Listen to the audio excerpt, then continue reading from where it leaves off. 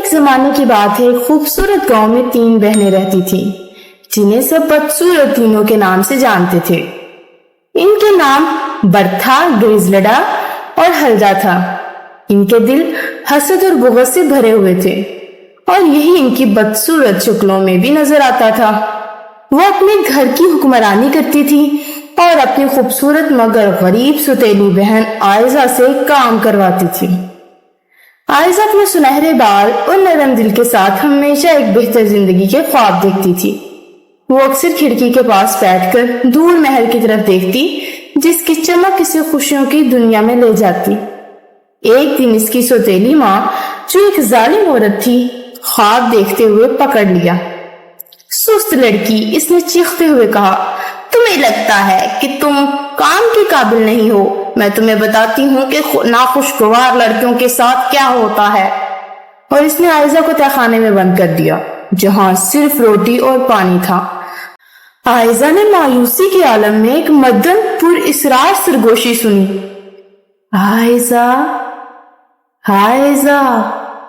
اس نے پلٹ کر دیکھا تو ایک پرانا آئینہ جالوں سے ڈھکا ہوا تھا، دیوار پر لٹک رہا تھا۔ اس کی سطح پر ایک چہرہ نمودار ہوا۔ یہ ایک بھولی ہوئی ملکہ کی روح تھی۔ ڈرو نہیں پیاری بچی، میں صدیوں سے آئینے میں قید ہوں، حسد اور نفرت کی وجہ سے، لیکن میں تمہارے اندر اچھائی دیکھتی ہوں۔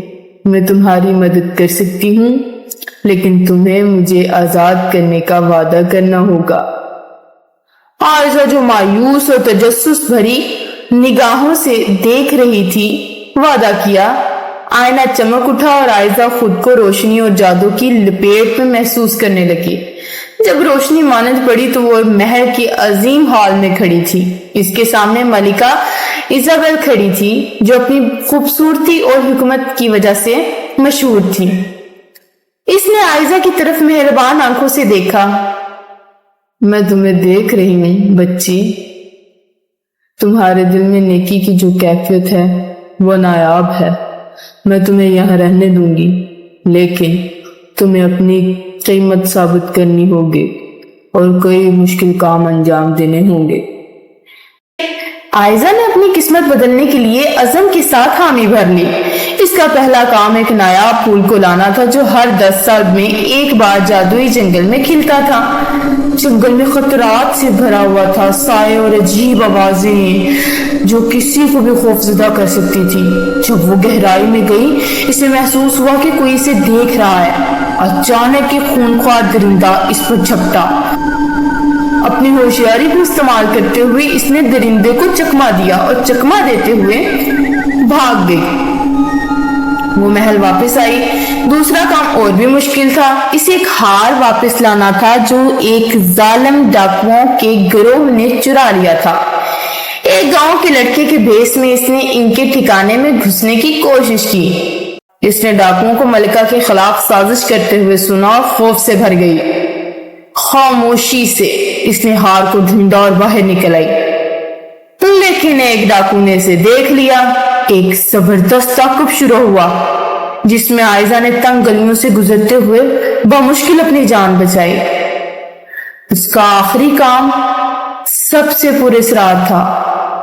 اسے محل کے اندر ہی چھپے ہوئے راز کو تلاش کرنا تھا۔ کئی دنوں تک اس نے وسیع حالوں میں گھومتے ہوئے قدیم کتابوں کا مطالعہ کیا اور ملازمین سے بات چیت کی۔ اس نے ایک چھپا ہوا راستہ دریافت کیا جو ایک بھولے ہوئے کمرے تک جاتا تھا۔ اندر اس نے ملکہ ایزابل کی ایک پینٹنگ دیکھی جس میں وہی آئینہ تھا۔ اسے احساس ہوا کہ ملکہ بھی کبھی کسی آئینے میں قید رہی تھی، کسی برے جادو کے اثر میں نہ ہو۔ اس علم کے ساتھ اس نے ملکہ کا سامنا کیا۔ عزت ماں، میں آپ کا راز جانتی ہوں۔ آپ بھی کبھی اس برے جادو کے زیر اثر قید تھی جس نے میرے خاندان کو متاثر کیا۔ ملکہ نے سر ہلاتے ہوئے آنکھوں میں آنسو بھر کر کہا، ہاں، اور صرف ایک نیک دل انسان ہی مکمل طور پر اس جادو کو توڑ سکتا ہے۔ تم نے یہ کر دکھایا عائزہ، تم نے یہ کر دکھایا۔ جادو ختم ہو گیا، روحیں آزاد ہو گئی۔ اپنی بہادری کے انعام کے طور پر عائزہ کو محل میں ایک مشیر کے طور پر جگہ دی گئی۔ اس نے اپنی نئی حیثیت کو غریبوں کی مدد کرنے اور انصاف لانے کے لیے استعمال کیا۔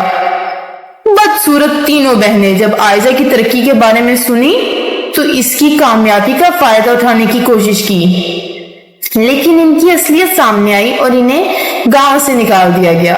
عائزہ نے ایک مقصد اور خوشی کی زندگی گزاری، کبھی بھی سیکھے گئے اسباب کو نہیں بھلایا، اور جادوئی آئینہ اب اپنے جادو سے آزاد محل کے باغ میں رکھا گیا جو نیکی اور بہادری کی طاقت کو یاد دلاتا ہے۔